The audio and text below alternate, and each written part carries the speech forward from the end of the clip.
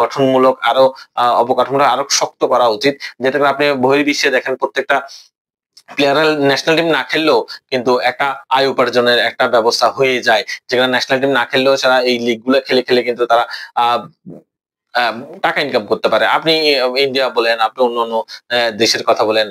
সেক্ষেত্রে কিন্তু এরা যে অবকাঠামো রঞ্জি ট্রফি আরো কতগুলো লিগ আছে যে এইগুলা খেললে তাদের কিন্তু পরিবার চলে। তো বাংলাদেশ ক্রিকেটের জন্যও কিন্তু এটা খুবই গুরুত্বপূর্ণ। এরকম আ প্রফেশনালিজম নিয়ে আসা উচিত। যে কারণে প্লেয়াররা যাতে প্রতি বছর একটা টুর্নামেন্টের জন্য অপেক্ষা করতে না হয়। প্রতি বছর যাতে খেলতে পারে এবং পেশাদার ক্রিকেটার হিসেবে নিজেকে প্রতিষ্ঠিত করতে পারে এবং তার কাছে যাতে অপশন থাকে এটাকে এইটা একটা উপার্জনের ক্ষেত্র যাতে হয়ে যেতে পারে। যেমন আপনি চট্টগ্রাম বলেন, ঢাকা লিগে অনেকে টাকা পেলেও চট্টগ্রাম লিগ গুলাতে খুব বেশি পায় না। আমার জানা মতে সিনিয়র প্লেয়াররা ছাড়া জুনিয়ররা কিন্তু পায় না। কিন্তু আপনি যদি বহির্বিশ্বে বা ইন্ডিয়া বা অন্যান্য কোনো পাকিস্তান লিগে গুলো দেখেন, আপনি দেখবেন যে একটা আন্ডার 16 এর প্লেয়াররা কিন্তু সে 50 থেকে 1 লাখ টাকা আ আ পার ম্যাচ বলেন বা পুরো টুর্নামেন্ট জুড়ে পায়। তো